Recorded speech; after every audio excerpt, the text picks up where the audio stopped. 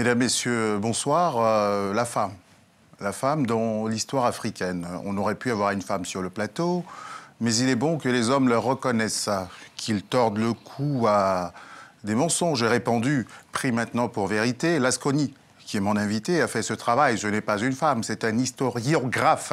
Historiographe, autant pour moi. Quelqu'un qui, non pas réécrit l'histoire pour se l'approprier, mais qui croise l'histoire, qui va à la quête de l'histoire, de la vérité, de ce qu'il nous reste comme histoire. Il va rencontrer les anciens et les anciennes, parce que nous parlons ici de femmes dans l'histoire africaine. Les femmes dans l'histoire africaine, qu'est-ce à dire? C'est dans la dynamique de l'histoire de ce continent, comprendre, éclairer sur le rôle qu'a joué la femme, parce qu'aujourd'hui, l'image africaine de la femme, ou l'image de la femme africaine, est une image qui n'est pas celle, précisément, qu'elle fut du temps de l'Afrique ancestrale qui reposait sur ses piliers et sur ses repères. C'est cela qu'on va essayer de corriger, d'expliquer aujourd'hui à travers le travail d'un homme qui sort d'une conférence de plusieurs semaines autour de la thématique de la femme. On va parler de la femme dans sa résistance, la femme politique. On va parler de la femme dans le sacré, parce que tout de même, c'est le seul continent, la seule culture où on a des prêtresses qui conduisent le culte, contrairement à tout ce qu'on peut observer ailleurs, même chez les bouddhistes. Autant de détails pour aujourd'hui nous réapproprier l'image de ce que furent nos mères, parce que de tout temps dans l'histoire de l'Afrique, ce sont elles qui ont porté l'avant-gardisme. C'est la femme qui bâtit, c'est la femme qui construit, c'est elle qui stabilise, et même l'héritage, pas seulement social, spirituel, lui est dévolu. C'est cette femme-là que nous voulons réhabiliter aujourd'hui, celle qui donne la vie, celle qui est la reine-mère, la terre-mère, mais surtout, pour demain, c'est la femme de la Renaissance africaine dont nous allons parler aujourd'hui. Lasconi, bonsoir. Bonsoir, Monsieur Mbarga. Bonsoir aux téléspectateurs et à tous les techniciens de Télé-Sud. Merci beaucoup. Je suis heureux de vous recevoir à nouveau. Vous étiez là une première fois pour nous parler des merveilles de l'Afrique, l'Afrique coquette, comme vous l'appelez dans votre langage à vous. Trésor caché d'Afrique, c'était le titre de cette émission-là, qui a fait un record d'audience sur Télé-Sud. D'ailleurs, c'est l'occasion d'inviter les gens à la regarder de nouveau. Mais aujourd'hui, parce que vous êtes quelqu'un qui allait sur le terrain, vous prenez des photos, vous enseignez dans des écoles africaines, vous vous nourrissez à la tradition africaine, vous nous avez ramené beaucoup de choses. Et d'ailleurs, quasiment toutes les photos que nous verrons aujourd'hui sont des propriétés de vous-même, de votre bibliothèque, du travail que vous faites. Oui, évidemment, je n'enseigne pas seulement dans des écoles africaines, j'enseigne également dans des écoles occidentales, aux Antilles, en Europe, dans les Amériques. Et ma dernière conférence remonte il y a à peine 2 jours. J'étais à Rouen, invité par une structure estudiantine qui comptait des futurs ingénieurs et des managers, puisque nous parlons de Renaissance africaine. Ce serait l'occasion de rendre hommage à la femme africaine, puisqu'il n'y a pas de nation sans peuple et il n'y a pas de peuple sans famille. Comme c'est la femme qui donne la vie, la femme est forcément la coucheuse des nations. Et il serait d'ailleurs bon de parler de la princesse Yenenga, qui a accouché l'Empire Mossi. Si vous voulez y arriver, on y arrivera tout à l'heure. Sauf si vous ne le souhaitez pas, à ce moment on continuera. Je voulais quand même, parce que tout le monde ne vous a pas encore vu, que pendant 2 minutes, on vous présente, après une petite virgule, et ensuite on rentre dans le vif du sujet. Ça vous tente? Très bien. Très bien. Petite virgule, on présente notre invité. Alors, Lasconi, vous avez vu comment j'ai bafouillé tout à l'heure sur un mot que je ne vais pas répéter. Historiographe. Voilà. Qu'est-ce que c'est précisément? Alors, la différence entre historien et historiographe, il y a souvent une confusion. La marge qui sépare les deux n'est pas très importante, mais il faut tout ce qui est graphe relève de l'écriture. Sténographe, bibliographe. Donc, historiographe, c'est celui qui consigne l'histoire. L'historien, c'est celui qui étudie et enseigne l'histoire. Donc, vous consignez l'histoire, c'est quoi? Consigner l'histoire, c'est écrire l'histoire. Quand on est témoin de l'histoire, on l'écrit pour qu'elle puisse être transmise. Donc, c'est pour cela qu'on parle de historiographie. D'accord. Et vous êtes documentariste également? Oui, je suis également documentariste, à ne pas confondre avec documentaliste. Documentariste, c'est celui qui réalise les films documentaires. Documentaliste, c'est celui qui s'occupe de la documentation, donc du papier. Et en tant que documentariste, vous avez combien de documentaires à votre actif? Bon, disons que j'ai l'une des plus importantes banques d'images privées sur le monde noir. J'ai à peu près 26 000 rushs et plus de 174 000 photographies sur le monde entier. Et j'ai publié exactement une trentaine de films documentaires à mon nom personnel, mais j'en ai également réalisé... Qui sont diffusés sur des médias grand public. Sur des chaînes publiques, effectivement. Et vous diffusez aussi largement? Oui, sur Internet, pour vulgariser la connaissance, permettre à ceux qui ne peuvent pas accéder aux médiathèques de pouvoir s'imprégner de tout ce savoir. J'ai présenté le sujet à ma façon. J'aimerais que vous le présentiez, vous, parce que le sujet m'a été inspiré par une conférence très édifiante que vous donnez en ce moment sur ce sujet. Vous avez fait le tour, je vous ai suivi parce que je suis attentivement vos travaux. Vous, c'est quoi l'émission d'aujourd'hui dans votre esprit? L'émission d'aujourd'hui, pour moi, c'est de montrer le rôle de la femme africaine dans les sociétés africaines. Parce qu'il faut gommer la caricature qui consiste à présenter la femme africaine. Lorsqu'on parle de la femme africaine, c'est l'idée qui revient tout de suite à l'esprit, c'est l'excision, c'est la polygamie, c'est comme si la femme africaine était une victime. Mais je voudrais ici prouver avec des images le contraire de ce qu'est la femme africaine. Parce que la femme africaine est au cœur même du pouvoir en Afrique. Eh bien, rentrons dans le vif du sujet tout de suite, sans fioriture. On va commencer par... la princesse Yenenga. Par ce que nous avons appelé, nous, en préparant cette émission, les femmes dans la résistance. Absolument. Mais on ne peut pas parler de résistance sans naissance de nation. Donc il serait peut-être bon, en guise d'introduction, de montrer qui peut accoucher une nation. Parce que les nations s'accouchent. Vous avez la parole, Lasconi. Donc je voudrais ici parler de la princesse Yenenga, qui est donc celle qui a donné naissance à l'Empire Mossi. Et ironie du sort, c'est que depuis... C'est tel qu'on voit à cheval. Oui, ce serait bien de voir l'illustration. Parce que la princesse Yenenga, en fait, est une figure emblématique, notamment au Burkina Faso, chez les Mossé, qu'on appelle les Mossi, puisque c'est le peuple majoritaire au Burkina Faso. Et comme je disais, c'est elle qui a donné naissance à cette nation. Et sur toute la dynastie des Mossi, on voit plus de Nabas, c'est-à-dire des chefs, des hommes, que de femmes. Il y a eu très peu de Napoko, donc le contraire de Nabas, c'est Napoko.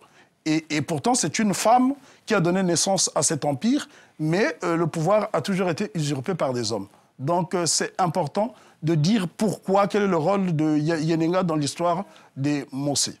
Et comment, quelle est la prééminence d'un système où finalement le pouvoir a été arraché aux femmes qui l'ont donné? Disons que l'expérience nous a montré que lorsque les hommes prennent le pouvoir, il y a souvent une dérive dictatoriale. On ne peut pas parler de renaissance africaine sans rétablir la femme africaine dans son rôle premier, qui est celui d'accoucheuse des nations, donc la femme de pouvoir. Aujourd'hui, l'espoir est permis, la renaissance africaine est effective pour la bonne et simple raison. Personne n'aurait imaginé qu'en moins d'une décennie, on aurait 3 femmes élues à la magistrature suprême en Afrique. Nous avons notamment le cas de Ellen Sirleaf Johnson qui a inauguré justement cette période en se faisant élire au Libéria. On peut contester le suffrage, mais en tout cas, elle est présidente puisque les Libériens lui ont renouvelé leur confiance en lui accordant un 2e mandat. On a également Joyce Banda au Malawi, on en parle très peu. Et en 3e, Madame Catherine Panza-Samba, qui est actuellement la présidente de la République centrafricaine. En préparant cette émission, quelqu'un m'a dit oui, mais il y a des présidentes qui ont été imposées. Et moi, je lui ai dit, mais allez donc imposer une femme à la tête de certains pays. Ce qui n'est pas évident. Il faut quand même qu'il y ait une mentalité qui accepte cela. Absolument. Et donc, ce sont des atavismes profonds dans les esprits. Absolument, absolument. D'autant plus que je pourrais même aller plus loin. On pourrait, s'il ne serait pas exagéré de dire que l'Afrique tout entière, aujourd'hui, est dirigée par une femme, puisque Mme Nkosazana Zuma, qui est la présidente de la Commission de l'Union africaine, est une femme. Donc, On en parlera dans le chapitre, notamment, des femmes plus du politique. Congo. Mais revenons à ces accoucheuses de nations, comme vous les qualifiez, et ces résistantes. Parlons de la princesse Yenenga. Est-ce qu'elle a accompli un acte de résistance pour sa part? Ou alors on parlera plus... C'est plutôt sa descendance comme le Naba Oubri, le Naba Zungrana, c'est ceux-là qui ont résisté face à l'envahisseur. Parce que n'oublions pas que la lutte des Mossé a été je parle de Mossé pour être en harmonie avec l'historiographie africaine, parce que quand on dit Mossi, on sort du cadre africain, c'est un peu l'historiographie coloniale. Et donc, Yenenga a eu le mérite d'avoir accouché une dynastie de résistants. Parce que si vous lisez Combat pour l'histoire africaine de Ibrahim on a le nom m'échappe, Baba Kake, je m'excuse, Ibrahim Baba Kake, j'ai eu un trou de mémoire. Combat pour l'histoire africaine montre comment les Mossé ont repoussé aussi bien la colonisation arabo-musulmane que la colonisation française. Donc là, sans Yenenga, qui aurait préparé cette dynastie, je pense qu'on n'aurait pas eu autant de résistants. Et d'ailleurs, celle-ci est plus ou moins déifiée au Burkina Faso parce que vous ne verrez pas une grande localité au Burkina Faso, surtout en pays Mossé, qui ne porte pas le nom de...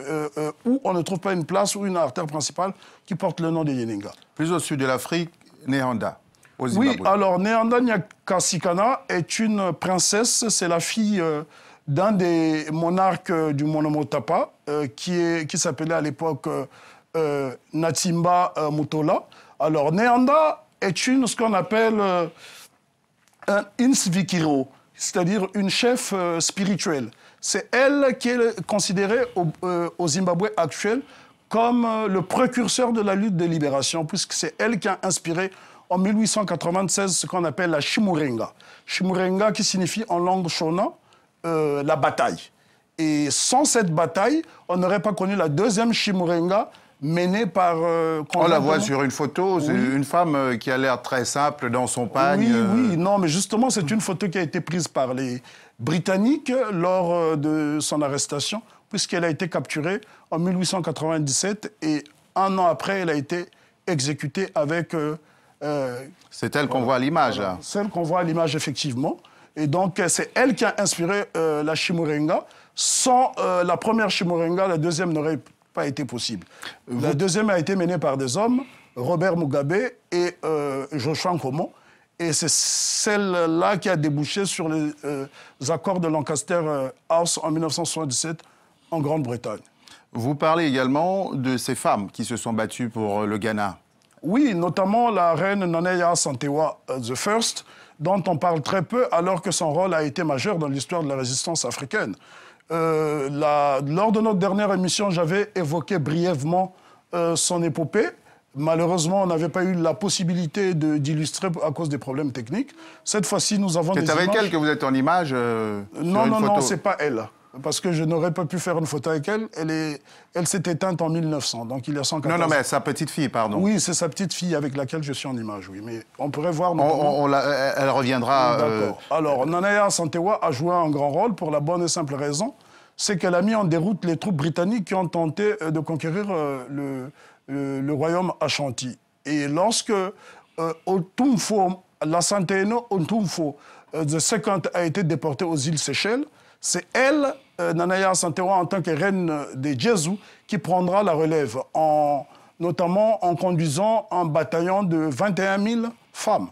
21 000 femmes qui ont guerroyé contre les Britanniques. Quand vous parlez de ces femmes, pardonnez-moi, il y a une expression commune utilisée pour ces femmes guerrières qui est Amazone. Vous rectifiez. C'est justement l'historiographie, de dire ce n'est pas le mot approprié. Effectivement, parce que Amazone relève de la mythologie grecque. Les Amazones n'existent pas en Afrique. Quand on parle des Amazones, d'ailleurs, c'est une erreur. C'est pour cela que l'histoire africaine doit être complètement écrite, puisque les officiels même utilisent ces expressions qui peuvent être dévalorisantes pour nous.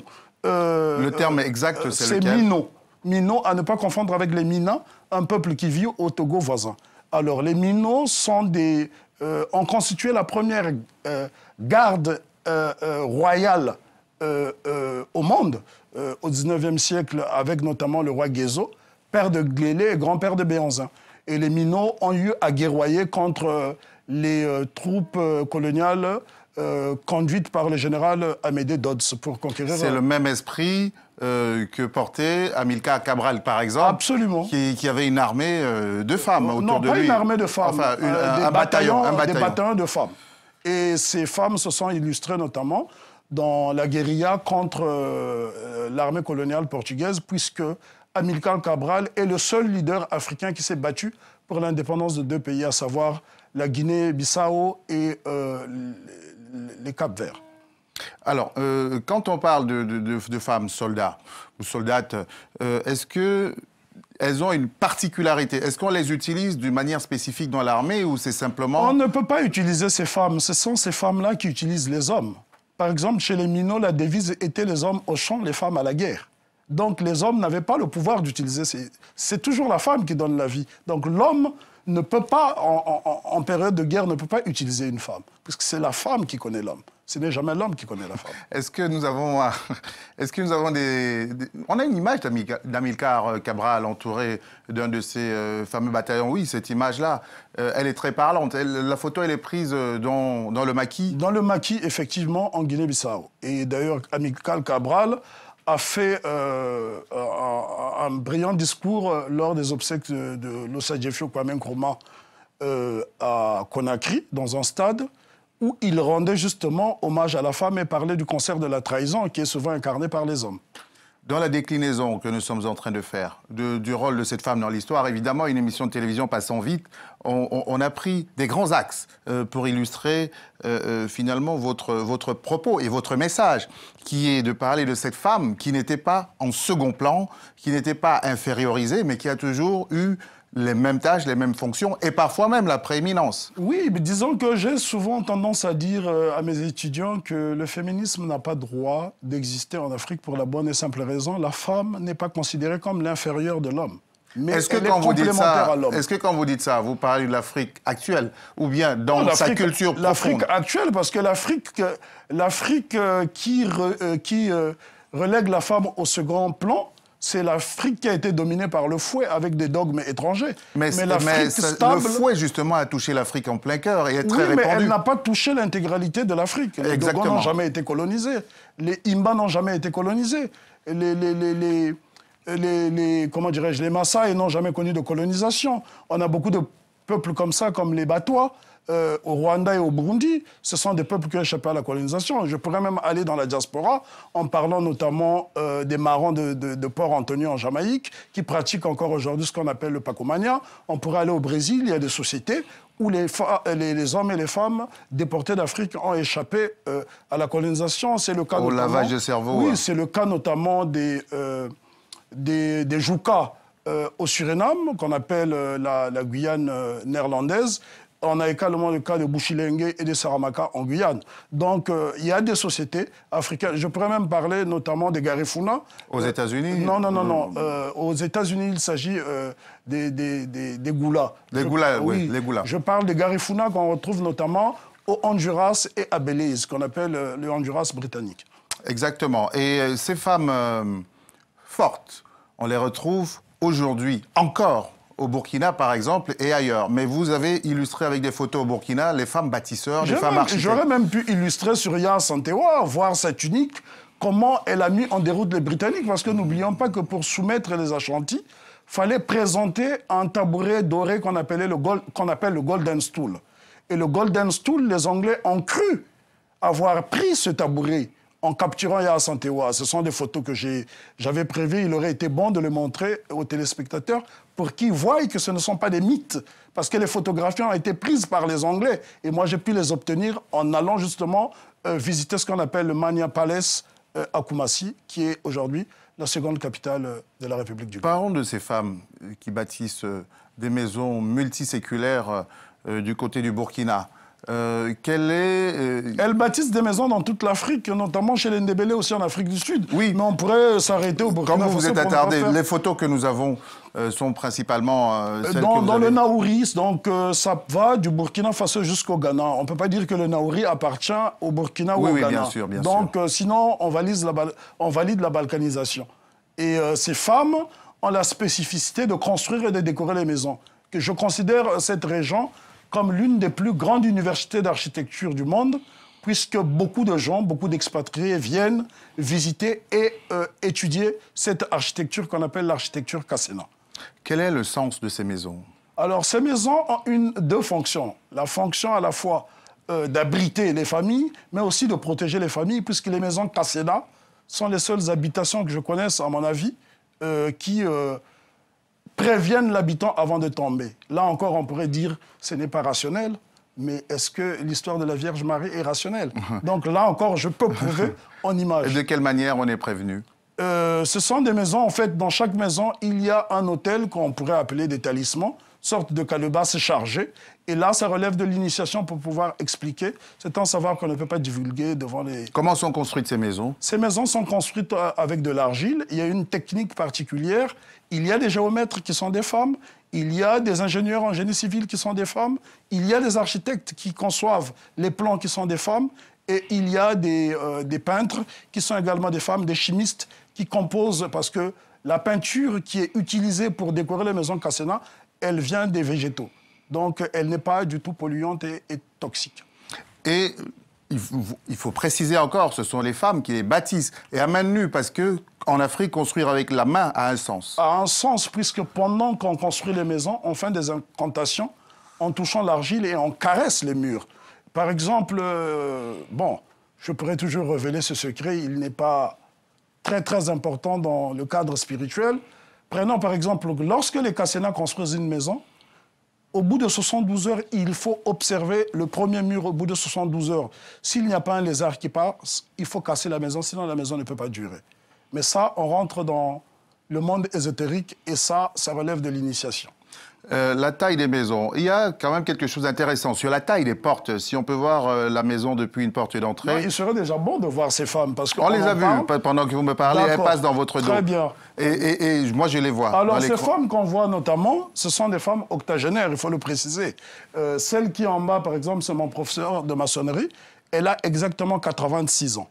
Alors, vous imaginez une femme de 86 ans en train encore de monter sur les échelles pour pouvoir bâtir, ça relève de l'exploit. C'est-à-dire que l'Afrique stable, c'est l'Afrique traditionnelle. C'est qu'on ne peut pas vouloir parler de modernité sans partir de ses traditions. Le problème est là, en Afrique. Aujourd'hui, si l'Afrique est en échec... C'est comme une maison, sans partir de ses fondations. Absolument. La maison est vouée à l'effondrement. Pour la bonne et simple raison, ces maisons qu'on a vues tout à l'heure, j'aurais pu davantage illustrer. Allez-y. En fait, ces femmes ont d'abord le don de lire la nature et l'environnement. Ça, c'est très important. Mais ce sont des choses qui ne peuvent pas s'expliquer comme cela. Il faut voir. Parce qu'il y a toute une initiation à des rites autour de cela. Et il y a d'ailleurs une écriture que très peu de gens maîtrisent encore aujourd'hui. Que l'on voit sur les murs. Oui, c'est ce qu'on appelle le kassim. Donc, c'est important d'étudier tout cela. Ce qui m'a beaucoup impressionné dans cette localité, le Naouri, qui est une province très vaste, qui en a des villages comme Bungu, Kampala, à ne pas confondre avec la capitale de l'Ouganda, Kampala, qui s'appelle aussi Kampala, d'où l'unité culturelle de l'Afrique. On a également Tchébélé, Léo, et c'est l'une des régions où on produit le plus le beurre de karité en Afrique. Pourquoi ce sont les femmes qui construisent des maisons, principalement ou exclusivement, dans cette région-là? Parce que pendant les razzias négrières, les hommes allaient se battre, ils allaient au champ de bataille. Et les femmes restaient à la maison avec des enfants. Donc, pour se protéger, ces femmes ont imaginé construire des maisons avec, comment dirais-je, des portes assez étroites. Lorsque les envahisseurs venaient, quand les portes sont étroites, les gens sont obligés de se mettre à genoux. Et lorsqu'ils se mettaient à genoux, on voyait la tête d'un étranger. Systématiquement, il y avait une personne avec une machette pour lui couper la tête. Ce qui fait que ça a été dissuasif et beaucoup de négriers. Ces maisons ont été des maisons de résistance et de résistantes. Voilà, c'est ce qu'on appelle l'architecture Kassena. C'est une architecture qui devrait être étudiée dans les écoles d'architecture en Afrique. On pourrait également notamment parler de l'architecture Mousgoum, qu'on trouve au Cameroun et aussi au Tchad, que justement les premiers missionnaires européens qui arrivent appellent l'architecture Obu, parce que ces missionnaires sont accompagnés de militaires. Tout de suite dans l'esprit, ils ont la guerre, et donc ils surnomment cette architecture l'architecture Obu. Quand vous parlez de ces femmes bâtisseuses, ces femmes architectes, ces femmes qui construisent, qui gardent, qui veillent, puisque c'est le début de notre exposé même qui posait la question de la Renaissance, elle est d'abord spirituelle et dans une société très linéaire, y compris dans sa spiritualité. Ça nous amène au fait qu'en Afrique, dans le sacré, la femme et l'homme ils font un. Ils font l'unité même. Oui, absolument. L'homme et la femme, dans le paradigme africain, l'homme et la femme sont complémentaires. Il ne faut jamais les opposer. Parce qu'il n'y a pas de femme sans homme, il n'y a pas d'homme sans femme. C'est important de le préciser, de le dire, pour éviter des conflits inutiles. Et cette Afrique-là, aussi longtemps qu'elle sera mise de côté, l'Afrique actuelle ne pourra jamais aller de l'avant. On a remarqué, par exemple, prenons par exemple, je vais citer l'exemple, par exemple, du Rwanda. On peut reprocher beaucoup de choses au régime de Kigali, mais on peut au moins lui concéder l'honnêteté intellectuelle exige qu'on reconnaisse que le Rwanda est le pays en matière de droits de femmes qui est le plus progressiste, puisque c'est le seul pays au monde qui a le Parlement majoritairement constitué de femmes. 54% de l'Assemblée nationale au Rwanda est constituée de femmes.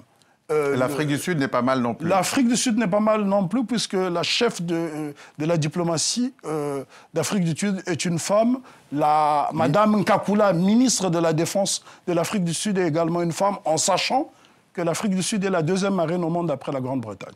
Et que c'est de l'Afrique du Sud que nous vient la femme qui est à la tête de la Commission de l'Union africaine. Et n'oublions pas que ces femmes-là ont fait partie de ce qu'on appelle l'Umkoto Osizwe, qui signifie en langue kossa le fer de lance de la nation, qui était la branche armée de l'ANC. Ça, c'est aussi un des actifs de Mandela. Absolument, dont on ne parle pas. Et il serait peut-être bon d'exhumer, parce que l'Umkoto Osizwe naît après les massacres de Sharpeville en 1960. En mars 1960. Attardons-nous un peu sur cette femme africaine dans le sacré. On a du temps. Prenez le temps de rentrer en profondeur dans cette femme dans le sacré. En préparant l'émission, vous me faisiez relever, à juste titre, ce que nous voyons tous sans jamais le voir. Parce que ce sont les esprits qui sont aveuglés pour ne pas voir ce qu'il faut voir. Il y a de prêtresses que dans les cultes africains. Absolument. Si je ne voudrais pas ici faire des comparaisons faciles et inutiles, mais regardez, observez vous-même, dans les religions dites révélées, pour ne pas les nommer, vous verrez que ceux qui conduisent les cultes, ce sont toujours des hommes. Ce n'est que dans le vaudou, dans le Kingunza, chez les Congos notamment, qu'on trouve les femmes. Et la femme est d'ailleurs même divinisée. Si vous prenez par exemple l'un des cultes africains les plus populaires en Afrique centrale, c'est le kimbanguisme. Le kimbanguisme n'est rien d'autre que l'œuvre d'une femme qu'on appelle Mama Mwilu, qui n'est autre que l'épouse de Simon Kimbangu. Parce que Simon Kimbangu n'a pas créé le kimbanguisme. C'est après sa mort que son épouse Mwilu et Mama Mwilu créent le kimbanguisme. Et on peut voir le résultat que ça a donné, puisque le premier orchestre philharmonique qui compte une centaine de musiciens, il y a autant de femmes que d'hommes, donc nous tombons dans la parité, c'est un orchestre kimbanguiste.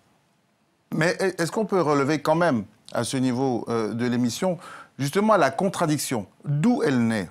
Cette contradiction entre une Afrique ancestrale profondément, disons, égalitaire, prenons un mot rapidement, même s'il n'y a pas le conflit structurellement dans notre perception des genres, pour faire écho à un débat qui a cours ici en ce moment, et une réalité... Qui ne nous concerne d'ailleurs pas. Ah, pas du tout. Enfin, et une réalité aujourd'hui qui est quand même... Est-ce qu'on ne peut pas constater qu'il y a un machisme actuel ? Que ce soit sur le plan politique ou social ou économique. En fait, il suffit d'observer l'Afrique... je ne parlerai pas d'Afrique précoloniale, puisque ça serait encore valoriser le colon pensant que l'histoire de l'Afrique commence à partir de la colonisation. Je parlerai plutôt de l'Afrique impériale pour emprunter l'expression souvent utilisée par mon collègue et frère Jean-Philippe Omotunde. Dans l'Afrique impériale, qui existe encore aujourd'hui, vous pourrez retrouver cette Afrique chez des peuples comme les Dogons, chez les Mianka, chez les Imba. La femme est l'égale de l'homme. Elle participe à toutes les activités. Si vous allez, par exemple, dans le Naouri, la région où on a vu les femmes bâtisseuses, les femmes ne font pas que seulement bâtir, elles travaillent dans des mines d'or. C'est important. Si vous allez dans les mines comme Kassola, vous trouverez là des femmes qui creusent pour pouvoir sortir du minerai. Donc là encore, c'est une société égalitaire. Vous allez au Congo, vous avez des femmes qui cassent des pierres. Vous allez même à Ouagadougou, en plein Ouagadougou, il y a la carrière de Boulmigou. Là encore, ce sont des femmes qui cassent du granit. Mais seulement, je dirais quand même que par rapport à ma sensibilité, je ne souhaiterais pas que les femmes fassent ce genre de travaux parce que je pense que donner la vie, c'est déjà un grand travail. 9 mois de grossesse, c'est déjà un fardeau. Donc, donner encore ces tâches pénibles à la femme, même si nos sociétés égalitaires, je pense que j'aurais plutôt tendance à les protéger, à interdire aux femmes de faire ce genre de travail. Le salut de l'Afrique passe par le retour de la femme à la place qui a toujours été la sienne. Les résultats sont éloquents. Prenons le cas, par exemple, d'un pays comme le Libéria. Le Libéria a été créé en 1822. Il a accédé à l'indépendance 25 ans après, en 1847.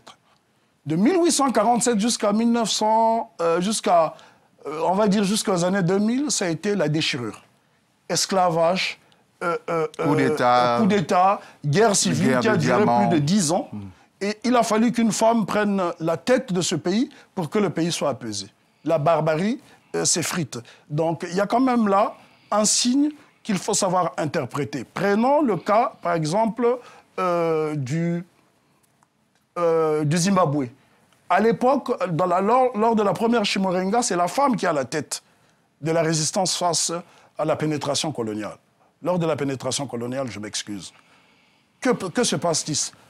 Pendant la seconde Chimurenga, qui est dirigée par 2 hommes, il y a encore des problèmes conflictuels du pouvoir. N'oublions pas qu'il y a une mini-guerre civile au Matabeleland, notamment cette région dont était originaire Joshankomo. Et on a vu ce que ça a donné. Donc, lorsque la femme est toujours associée, les choses ont tendance à se stabiliser. C'est un équilibre naturel. Absolument, que nous avons absolument. compris. Moi, je suis complètement opposé à cet impérialisme religieux parce qu'on constate que certains pays du Golfe qui ont les moyens financent des structures religieuses pour pouvoir imposer leur mode de vie. Allez-y, prenez un exemple concret. Vous donnez un cours dans une école au Niger. L'année dernière, j'ai été au Niger, à l'université Abdou Moumouni, où j'ai donné plusieurs cours. J'ai même d'ailleurs donné un cours à l'EMIG, une école prestigieuse qui forme l'élite sous-régionale. Et là, j'étais choqué. Dans une classe, dans un amphithéâtre d'à peu près 50 étudiants, il n'y avait que 2 femmes, et les 2 femmes étaient au fond. J'ai dit... Et voilées. Et voilées. Bon, à la rigueur, le voile, les gens peuvent dire que ça protège contre le soleil, ça ne me pose pas trop de problème, mais le problème, c'est qu'elle soit derrière. Et là encore, l'accoutrement n'est pas un accoutrement africain. Donc, nous assistons à un impérialisme religieux qu'il faut dénoncer parce que cela devient comme normal. Et il y a à peine 3 mois, j'étais dans la ville de Sikasso, au Mali, pour compléter mes travaux. Finissez avec cet épisode du Niger. Et vous demandez à vos étudiantes de passer... Je demande à mes étudiantes, je dis dans ma culture, je ne suis pas là pour bouleverser les cultures des autres, leur mode de vie, mais c'était moi qui donnais le cours, et il m'était insupportable de voir les 2 seules femmes être au fond de la salle. On avait l'impression qu'elles étaient là pour décorer. Donc j'ai demandé à ce qu'elles viennent, et les étudiants étaient un peu choqués. Mais j'ai dû leur expliquer, en leur montrant des images de l'Afrique impériale, que dans l'Afrique impériale, l'homme et la femme étaient côte à côte. On ne les séparait pas. Ensuite, vous parliez de Sikasso. Oui, donc à Sikasso, j'ai observé la même chose également. Pendant que j'étais en train de faire le tour du Tata, qui est donc l'ancienne muraille qui protégeait la ville de Sikasso, là encore, je vois pas mal de femmes qui viennent avec un accoutrement oriental. Et cela me choque. Alors, parce que vous démontrez un certain nombre de choses. avec des illustrations à l'appui de ce que vous dites. Mais vous savez qu'il y a toujours les contradicteurs, ceux mêmes qui ont donné l'image qui nous pénalise aujourd'hui et qui vous diraient tout ce qu'on a raconté comme mensonge. Essayez d'aider ceux d'entre nous qui sont encore enchaînés ou sous l'emprise de ce discours-là, en leur donnant des clés encore même plus lointaines sur la femme qui est le cœur du pouvoir, de la spiritualité et de la culture en Afrique. Disons que la véritable difficulté pour ces personnes, c'est que l'Africain est éduqué pour être hostile à sa propre culture, à sa propre personne. Donc lorsque, par exemple, on donne l'exemple du vaudou, les gens vous diront que c'est du fétichisme, c'est dangereux. Et il ne faut pas... Donc les gens n'osent même pas avoir la curiosité intellectuelle de voir ce qui se passe. Je ne suis pas comment dirais-je, un adepte du vaudou, mais en tant qu'observateur, j'ai pu voir comment ça fonctionne. Des femmes qui dirigent le culte, c'est quand même impressionnant. Il y a eu un débat en Angleterre qui a fait couler beaucoup d'encre. Je connais très bien la Grande-Bretagne. Et lorsque l'archevêque de Canterbury a nommé une femme pour diriger une paroisse anglicane, ça a fait couler beaucoup d'encre. Alors que chez les Africains, ça passe comme une lettre à la poste. Donc je parle de l'Afrique traditionnelle, l'Afrique stable. Et souvent, pour justement balayer ces clichés, il est bon de montrer ces exemples. Est-ce que ça ne doit pas commencer par la famille, d'abord? Oui, la famille, mais si les parents sont aliénés, le résultat sera le même. Mais comment on fait? Comment on procède? C'est quoi? C'est l'éducation? C'est l'éducation, c'est l'éducation, parce que le malheur de l'Afrique, c'est que l'élite africaine n'est pas assez africaine. Nous vivons avec des cultures d'emprunt et nous voulons reproduire ce qu'on voit ailleurs, parce que dans la mentalité du colonisé, ce qui vient d'ailleurs est toujours meilleur que ce qui se trouve sur le continent. Et conclusion, on devient des mauvaises copies, des pâles copies. Nkrumah en parle dans son ouvrage Africa Must Unite. Je pense qu'il serait bon aussi pour certaines personnes de lire les ouvrages écrits par nos érudits qui ont médité sur la question. Moi, je suis là en tant que vulgarisateur parce que j'ai eu le privilège d'avoir visité 419 villages africains repartis dans 29 pays. Je parle de visiter, je pourrais même parler de séjourner, puisque j'ai vécu dans certaines régions. Et aussi longtemps que les gens n'auront pas cette curiosité intellectuelle de connaître d'autres localités que celles où ils sont nés, ils ne peuvent pas comprendre l'Afrique. On le sait intuitivement, mais vous, de manière scientifique, quand vous avez parcouru cette Afrique-là, quels sont les apports spécifiques que la femme a, dont elle est porteuse pour l'Afrique d'aujourd'hui, pour sa renaissance, pour son réveil, pour sa vitalité? Il serait difficile de confier la femme dans un seul domaine. La femme a été partout. On a vu les images de la femme dans la résistance, on a vu les femmes... Non, pas dans le domaine, en termes d'esprit. C'est-à-dire que les anciens étaient éclérés pour lui donner cette place, qui est la place même primordiale, en réalité. Puisque si on lui donne on ne lui donne pas la... Si on parlait de donner encore, on rentre dans le machisme et ça fausse. Oui, si elle a la prééminence dans la spiritualité, dans le sacré, qui est le cœur même de tout, parce qu'elle a la prééminence. On dit que spirituellement, elle est plus forte que l'homme. Mais c'est évident, parce que c'est elle qui donne la vie. Du moment où elle vous a gardé pendant 9 mois dans un ventre, pendant cette période de gestation, il y a une communication entre l'enfant et la femme. Donc, systématiquement, lorsqu'une femme allaite, on ingurgite des valeurs. Hein? On ingurgite des valeurs. On ne boit pas seulement le lait pour se nourrir, mais on ingurgite des valeurs, on ingurgite pas mal de choses. Et l'esprit est là. Lorsqu'une femme est spirituellement forte, en allaitant, elle transmet forcément quelque chose. Et ça, c'est très important. Et dans la société actuelle, ma question, peut-être que je la pose mal, l'Afrique perd quoi en ostracisant ces femmes? Disons que l'Afrique perd l'essentiel, puisqu'on la voit instable. Ça s'explique. L'Afrique perd tout. La réalité nous montre, et c'est tellement évident, flagrant, qu'on ne pourrait même pas le contester, c'est que l'Afrique, lorsqu'elle ostracise la femme, elle le relègue au second plan, elle a tout à perdre. Prenons l'exemple de cette région dont je viens de parler, notamment le Naouri, qui est une région dont je suis tombé amoureux. Il n'y a ni voleur ni prostituée. La prostitution est un problème grave en Afrique. Pas seulement en Afrique, dans le monde d'ailleurs. Et lorsque vous êtes dans une région où les femmes ne se prostituent pas, ça donne de la fierté. Parce que je ne pense pas qu'il y ait un seul homme au monde qui serait heureux de voir sa sœur, sa femme ou sa mère en train de se prostituer. La prostitution est un fléau. Si c'est considéré dans certaines sociétés comme le plus vieux métier du monde, cela n'est pas une règle universelle, cela n'est pas valable. Il y a des régions en Afrique où les femmes ne tapinent pas. Je tiens à le dire, je suis catégorique. Et ça, je peux le prouver en image. La première prostitution, elle est intellectuelle, elle est spirituelle, elle est... Disons que la prostitution intellectuelle, c'est une fois qu'on est soumis. Mais lorsqu'on n'a pas été soumis par le fouet, on ne peut pas se prostituer. Personnellement, je ne pourrais jamais me prostituer intellectuellement. Des possibilités, des opportunités, j'en ai eu, mais je ne le ferai pas pour la bonne et simple raison, j'ai une formation initiatique. Se prostituer, c'est quoi? Se prostituer, c'est comme ce qu'on appelle aux États-Unis, pour parler de la prostitution intellectuelle. Oui, oui. C'est se renier et valoriser toujours ce qui vient ailleurs. Je suis souvent surpris lorsque je me retrouve dans certains colloques avec des collègues qui passent leur temps à paraphraser des auteurs grecs ou allemands qui, pour la plupart, sont négrophobes d'ailleurs. C'est cela la prostitution intellectuelle. On veut citer Montesquieu sans savoir ce que Montesquieu dit sur les nègres dans l'esprit de loi. On veut citer Hegel sans savoir ce que Hegel dit sur l'histoire de la philosophie. Parce qu'il a laissé des réflexions. Il faut lire ces gens-là pour comprendre. Et ça, c'est de la prostitution intellectuelle. On a beaucoup d'intellectuels africains. Lorsqu'on leur pose la question, quelles sont vos premières influences, vous ne les verrez pas citer un seul Africain ou un auteur de l'arrière-pays, alors que l'Afrique fourmille de grands penseurs. On a Tcherno Bokar qui a formé l'un des meilleurs littéraires africains qui est Amadou Ampateba. On a Waka Misoko qui a formé le regretté Youssouf Tata Sissé qui est l'un des meilleurs anthropologues africains de tous les temps.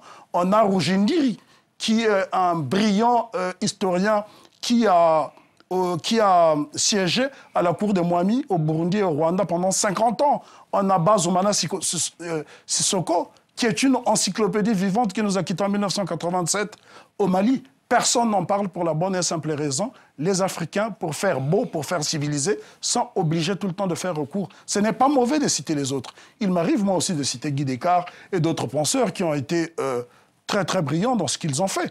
Mais seulement, les penseurs africains sont toujours mis de côté, comme la femme d'ailleurs.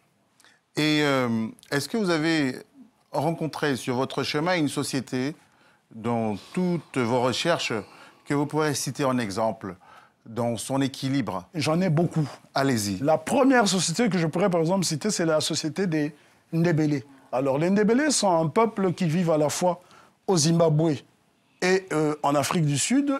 En Afrique du Sud, ils vivent dans une région qu'on appelle le Kwandébélé. Et là, allez voir ce qui se passe. C'est que dès qu'on rentre, tout de suite, on respire parce que l'environnement, tout est joyeux. Les couleurs sont attractives. Oui, c'est très beau. Et ça, c'est très beau à voir. Là, c'est une société d'équilibre. On n'a même pas besoin d'importer les jouets. Ce sont les femmes qui les fabriquent. Donc, ça réduit déjà les frais pour les hommes, pour ne pas parler d'économie. On pourrait prendre, par exemple, le cas du Togo et du Bénin. Le Togo, le Bénin, même le Nigeria, sont des pays dont l'économie dépend essentiellement des femmes. N'oublions pas les nanabins. Si ce ne sont les politiques, les régimes dictatoriaux qui sont succédés au Togo, le Togo serait aujourd'hui l'un des pays les plus prospères d'Afrique. On a vu comment les nanabins ont eu à influencer des industriels en Allemagne et en Hollande avec le wax. Donc ça, encore une fois, lorsque la femme retrouve son rang, elle brille. Qu'est-ce que vous dites à une femme africaine, par exemple, parce que les Africains sont éclatés maintenant à cause de l'histoire, ils sont très nombreux ici, qui est peut-être dans la diaspora, qui est chef d'entreprise, disons, et qui a un problème avec ce qu'on lui renvoie à chaque fois. Vous lui dites quoi? En fait, pour bâtir sa fierté. Disons que ma formation... C'est un cas qui m'a été posé, je vous pose la question. Oui, mais disons que c'est une question piège. Pourquoi? Je pourrais y répondre aisément. Je ne veux pas apparaître comme un gourou qui veut diriger les gens vers un culte particulier. Je n'aime pas les dogmes. C'est juste réparer cette personne avec une longue tradition de réussite. Disons que déjà, quand on voit ce qu'on voit majoritairement, on a parfois même l'impression que la femme africaine aux cheveux naturels est une espèce rare. nous sommes le seul peuple dont les femmes portent des cheveux de cadavre. Et cela, on devient comme des poubelles ambulantes. Donc ça me pose un problème. Il y a une certaine laideur qui s'affiche à une femme comme ça, ne peut que produire des enfants faibles. Non, mais excusez-moi. On ne peut pas en rire, mais non, mais c'est une tristesse. Vous avez des formules terribles. Des cheveux qui sont pris sur des cadavres en Inde, qu'on javelise un peu et qu'on porte. Et ça coûte cher d'ailleurs, et les hommes apparemment aiment ça. Finalement, on touche à l'image de soi. Mais bien sûr que c'est important. Je crois même que ceux qui nous fournissent ces cheveux-là, bon, personnellement, moi, je n'en porte pas, je suis chauve, mais lorsqu'on voit cela, c'est catastrophique. Hein? On a l'impression que pour être belle, la femme africaine, elle est obligée de devenir artificielle. Faux cheveux, faux ongles. Mais où est passée notre tradition? La tradition, elle est là. La tradition, elle est là, mais puisque nous sommes lobotomisés. Lorsqu'on est lobotomisé, le cerveau ne fonctionne plus. Et il ne voit plus. Oui, on devient systématiquement aveugle. On ne voit de la laideur que dans tout ce qui est Afrique. Qu'on aille vers ces femmes qui savent encore tresser. Elles sont là, l'Afrique n'a jamais disparu. Qu'on aille vers ces femmes qui savent encore tisser, qui savent encore faire tout ce qu'il y a de beau dans le Ndébélé et ailleurs. Absolument. Pour s'en nourrir et enseigner, parce qu'il faut transmettre. Oui. Puisque ce sont des poches maintenant de survivance. Et la peur, c'est qui vient récupérer tout ça? Est-ce que dans certains pays, il y a une organisation, à part des gens comme vous? Oui, il y a des organisations. Au Burkina Faso, il y a des organisations. Je cite souvent le Burkina Faso parce que c'est un pays où je travaille beaucoup. Et donc, j'ai plusieurs exemples. Il y a des organisations, parce que n'oublions pas que le président Thomas Sankara a fait un véritable travail pour promouvoir la femme. Il a réhabilité toute cette culture qui a été enfouie pendant des siècles de colonisation. Donc, aussi longtemps que les femmes africaines, il n'y a pas que les femmes, hein, bon, puisque l'émission est consacrée aux femmes, nous parlons essentiellement des femmes, parce qu'on pourrait aussi tomber dans l'ostracisme, donc c'est pour cela qu'il est bon d'être précis. Il n'y a pas que la femme africaine qui est lobotomisée. Et si quelqu'un vous renvoyait de manière péremptoire? Ce n'est pas moi, hein. Oui. Je suis juste un réceptacle de questions potentielles. Absolument. Et pourquoi vous ne parlez pas de polygamie et d'excision? Parlons de polygamie, commençons déjà par l'excision. Justement, voilà encore une image fausse de l'Afrique. L'excision n'existe pas dans beaucoup de régions d'Afrique. Un pays comme le Congo, les trois Congos, l'Angola, la République démocratique du Congo, le Congo-Brazzaville, le Zimbabwe, la Zambie, le Rwanda, le Burundi, une très grande partie de l'Afrique. L'excision n'existe pas. On a même le contraire. C'est le Gukuna. Mais n'étant pas chirurgien, je préfère ne pas me lancer. Et paraît-il que c'est très efficace. Les hommes ne sortent pas une fois que les femmes sont gukunisées. Allez chercher ce que c'est le Gukuna. Mais quand on vous aura dit ça, on essaye de nous dire, mais c'est vous qui avez mutilé les femmes, etc. Non, expliquez simplement, ça vient d'ailleurs. Ce n'est pas les exciseurs, il y a des femmes qui excisent. Hein. Souvent même, ce sont des femmes. Ça, c'est l'apport des religions dites révélées en Afrique, pour ne pas les nommer parce que... C'est-à-dire, ce n'est pas une tradition africaine. Ce n'est pas une tradition africaine. Voilà. J'ai un jeune frère, d'ailleurs, qui est passé... Ça vient du Moyen-Orient, pour être clair. Oui, donc ce n'est pas... on a un frère, Amunanga, qui a écrit un ouvrage là-dessus. Je pense que les gens doivent aussi lire pour comprendre exactement d'où viennent ces traditions, parce que mutiler une femme, ça relève un peu du machisme. Il y a des gens qui essaient de justifier ça par aliénation religieuse, mais je vous donne un exemple. J'ai pendant longtemps... Il ne reste 3 minutes. J'ai étudié dans une ville millénaire du Mali qui s'appelle Djenné-la-Sainte. Lorsque j'arrive dans cette ville, on me dit que dans tel édifice religieux, pour ne pas dire la mosquée, la grande mosquée de Djenné, qui est la seule mosquée de la ville de Djenné, les femmes entrent ailleurs, les hommes ailleurs. J'ai dit, mais pourquoi? On me dit, pour éviter les tentations. J'ai dit, mais est-ce qu'il y a... les hommes aussi peuvent tenter les femmes. Donc l'excuse de dire tout le temps, de rejeter la faute sur la femme n'a aucun sens. Et la polygamie? Parce que ceux, par exemple, qui voilent les femmes, disent c'est pour ne pas que les hommes soient tentés. Mais les femmes pourraient renvoyer l'ascenseur en disant qu'il y a des hommes qui sont beaux. Comme M. Lasconi. Oui. Allons-y. Vous répondez quoi à la polygamie?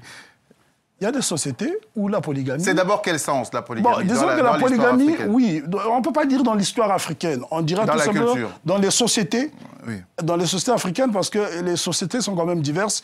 Il y a Et puis, ce n'était pas partout non plus. Oui, ce n'était pas partout. Il y a des régions en Afrique où, prenons par exemple chez les Congos, peuple dont je suis, auquel j'appartiens, chez les Congos, la polygamie est très marginale. Si vous prenez par exemple le royaume Congo, il y a eu autant de femmes que d'hommes sur le trône. Et quand on dit femme reine en Afrique, ce n'est pas l'épouse du roi, c'est le chef politique. C'est le chef, absolument, absolument. Merci pour la précision. J'ai failli c'est très important. C'est très important. Et c'est le seul continent aussi comme ça. Mais bien sûr, on pourra en citer sans réfléchir. On a notamment chez les Congos une femme qui a été divinisée dans un culte qu'on appelle le Kingunza. Et Kimpavita. Kimpavita, qui a été brûlée sur le bûcher par des missionnaires portugais en 1704. On pourrait citer la reine Zinga, qui a résisté face aux occupants portugais. On a beaucoup d'exemples sans réfléchir dans notre histoire. Et d'ailleurs, même chez les Congos, où on a beaucoup de prêtresses, notamment les Mamangunga, qui ont été des grandes chefs spirituels dans l'histoire du royaume Congo.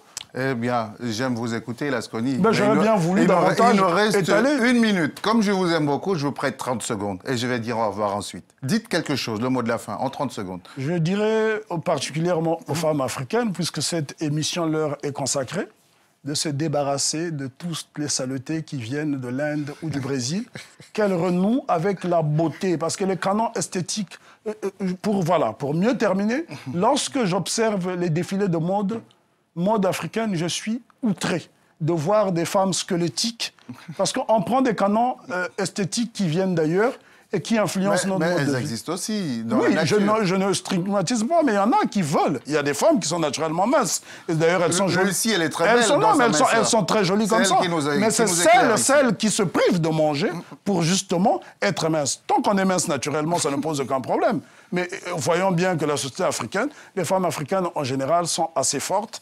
Et celles qu'on nous présente dans les magazines ne reflètent pas toujours l'Afrique.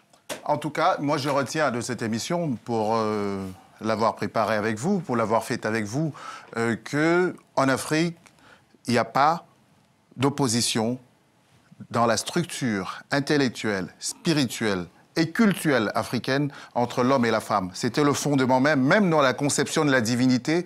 Dieu n'a pas une longue barbe chez nous, il est homme et femme, il est l'ensemble des deux. Et la société était basée sur ce principe-là.